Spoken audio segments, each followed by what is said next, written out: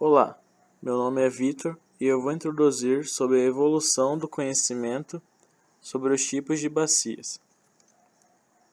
Primeiro, o que são bacias sedimentares? Bacias sedimentares corresponde a uma depressão topográfica em regra de origem tectônica, ocupado por vezes áreas muito vastas na crosta terrestre. A ideia de diferenciar os tipos de bacias sedimentares vem sendo postulada desde antes da metade do século XX. A base teórica dessas classificações foram os conhecimentos que existiam na época sobre geotectônica, principalmente baseado na teoria geossinclinal de contração de crosta, tendo seus principais defensores Steele em 1940, Kay em 1947, Dewey e Bird em 1970, que postularam modelos de classificação de bacia com base na teoria geossinclinal. Os modelos de tipos de bacias em que damos ênfase no vídeo são postulações mais recentes em que envolvem as teorias bases modernas de geotectônica, como a teoria tectônica de placas, complementada com conceitos de orogênese, tafrogênese e querogênese.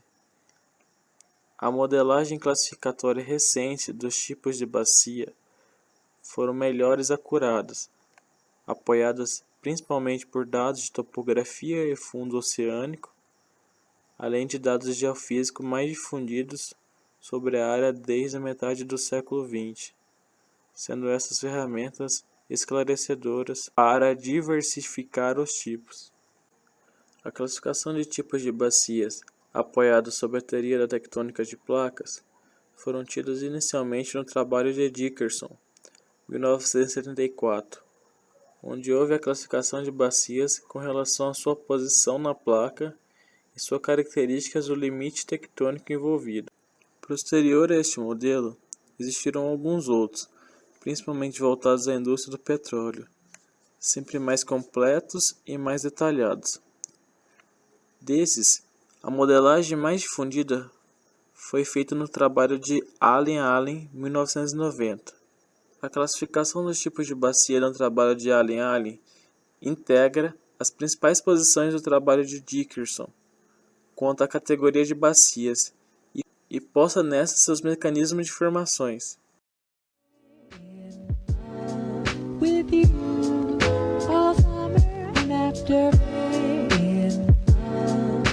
Em 1974, em um dos mais importantes e marcantes trabalhos sobre bacias sedimentares, W.R. Dickson apresenta a primeira classificação baseada inteiramente na tectônica de placas.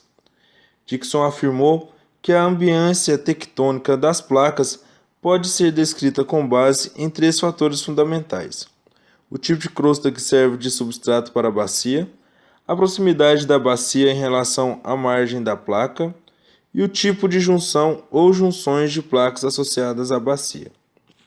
Allen, em 1990, após incorporar os conceitos tectônicos e físicos desenvolvidos nos anos 80, e apontando que as classificações anteriores pecam em não mostrar claramente as similaridades e diferenças essenciais entre bacias do ponto de vista de mecanismos litosféricos. Propuseram assim que a classificação de bacias deveria levar em consideração tais mecanismos, a saber: puramente termais, ocorrência de mudança na espessura crustal e envolvendo a adição ou retirada da sobrecarga. Esta tabela, atualizada de Dickson 1974, mostra como são classificadas as bacias, onde primeiramente são separadas em bacias intraplacas ou zonas de interação entre placas. Se a bacia for intraplaca, ela pode ser intracontinental ou bacia oceânica profunda. Se a bacia for intraplaca, ela pode ser intracontinental ou bacia oceânica profunda. Caso ela esteja em uma zona de interação entre placas, é preciso definir qual tipo de interação a bacia está relacionada, em zonas de convergência, divergência ou transcorrência. Em zonas divergentes, As bacias podem ser em rifts e rifts abortados, ou proto-oceânicos e margens passivas. Em zonas convergentes, a bacia é formada no sistema arco-fossa ou em bacias de antepaís periféricas a colisões continentais. Nas zonas transcorrentes, formam-se as bacias por aparte ou de margem transformantes.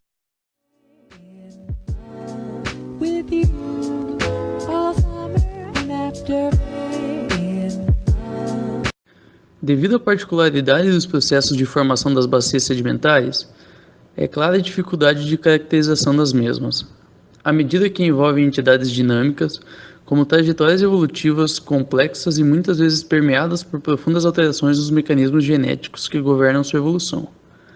Adotando os princípios de Dickson, 1974, classifica-se a bacia de Campos como uma bacia de margem continental tipo Atlântico. Embora seja considerada como uma única bacia sedimentar, possui uma fase ou etapa ligada a um ambiente divergente, fase rift, e outra ligada a um ambiente intraplaca, boa parte. Entretanto, o esquema de Allen-Allen, 1990, se mostra mais eficiente para a classificação da mesma, na medida em que toda bacia pode ser enquadrada em uma única categoria. No caso da bacia de Campos, se enquadra dentro da categoria das bacias devido a estiramento ou afinamento litosférico, permitindo a conexão lógica de processos genéticos no tempo.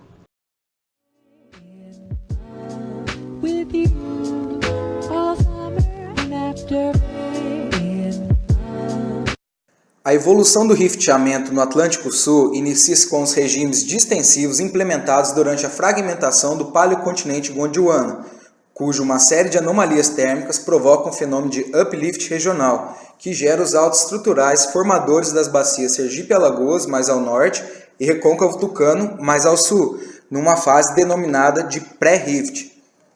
O progressivo afinamento crustal provocado pelas anomalias leva à ruptura da crosta e instalação de fase rift, na qual ocorre intenso vulcanismo básico associado a estruturas de meio grabens, responsáveis pelo arcabouço estrutural de deposição na bacia. Os meio grabens são geometrias distensivas nas quais dois blocos crustais são limitados por uma falha na borda e possuem duas regiões de sorgimento, denominadas de footwall, e uma de subsidência, denominada de hanging wall. Uma vez que a falha de borda de um meio graben se interliga com a falha de borda de um outro meio graben, tem-se a implementação de um sistema de falhas interligadas entre os vários meio grabens adjacentes e início de deposição da fase rift. Essa fase rift é relacionada a uma sequência continental, na qual coexistem os ambientes deposicionais de lagoas salinas, planícies de inundação, leques aluviais e deltas, que dão origem a rochas siliciclásticas, eruditos e grindstones, compostos por bioclastos ooides e pelóides associados à argila magnesiana esventita, depositados em discordância sobre a porção vulcânica da bacia de Campos. Meu nome é Gabriel e eu vou falar da segunda e terceira fase de formação da bacia de Campos. A fase pós-rift e a fase drift. A fase pós-rift, que é neopitiana, marcou a evolução de um ambiente continental lacustre para ambiente marinho, durante um período de relativa estabilidade tectônica. Entradas periódicas de água salgada durante essa fase, por volta de 112 milhões de anos atrás, e o clima árido com evaporação intensa deram origem a um mar hipersalino, provavelmente bastante raso e estreito, responsável pela deposição da espessão evaporítica. A origem dessas incursões marinhas na bacia ainda é objeto de discussão, com proporções de entrada de águas pelo norte ou pelo sul. Com o peso dos sedimentos, o sal, que sob pressão é muito maleável, deformou-se. Este evento foi muito importante na produção de armadilhas que aprisionaram o petróleo em alguns dos campos produtores atuais. A fase drift marca o início do ambiente marinho franco. Está associada à subsidência térmica e ao tectonismo diastrófico devido à mobilização do corpo evaporítico, o evento chamado holocinese. A alucinese teve início com sobrecarga sedimentar, seguido por um basculamento da bacia em direção a leste, criando espaços de acomodação secundários para ressedimentação dos diápiros salinos nas porções mais distais da bacia. As principais estruturas geradas foram falhas lístricas, com estruturas rollover e estruturas dômicas.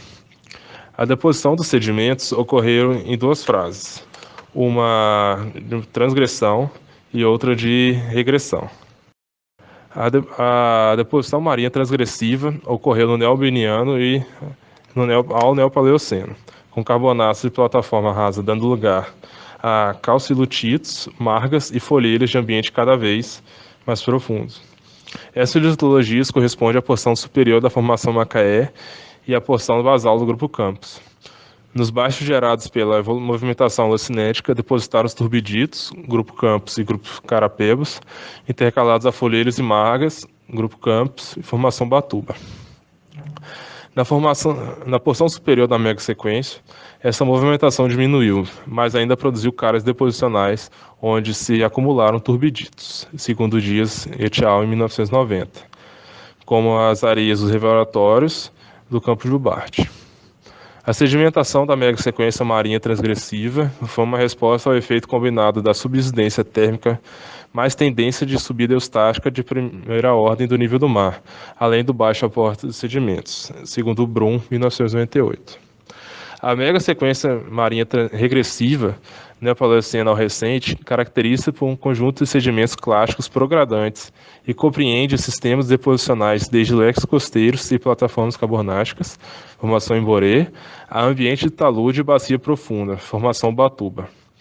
Esta mudança no estilo sedimentar em relação à megasequência subjacente foi influenciada pela queda eustática de primeira ordem do nível do mar, aliada à baixa taxa de subsidência térmica e ao aumento do aporte sedimentar devido ao sorrimento da Serra do Mar durante o terciário. A tectônica alucinética persistiu, gerando áreas rebaixadas que captaram sedimentos turbidíticos. Grandes sistemas turbidíticos constituem importantes reservatórios de petróleo. Posteriormente, com o afastamento entre Brasil e África, a bacia sedimentar se torna cada vez mais profunda. Por volta de 90 milhões de anos atrás, o fundo do jovem Oceano Atlântico passou a receber violentas cargas de sedimentos trazidas nas grandes enchentes dos rios, produzindo correntes turbulentas em que escavaram cânions e despejaram extensos depósitos arenosos, chamados turbiditos, em águas profundas. Esses turbiditos são as rochas produtoras de óleo nos campos gigantes de Marlim, Albacora e Roncador.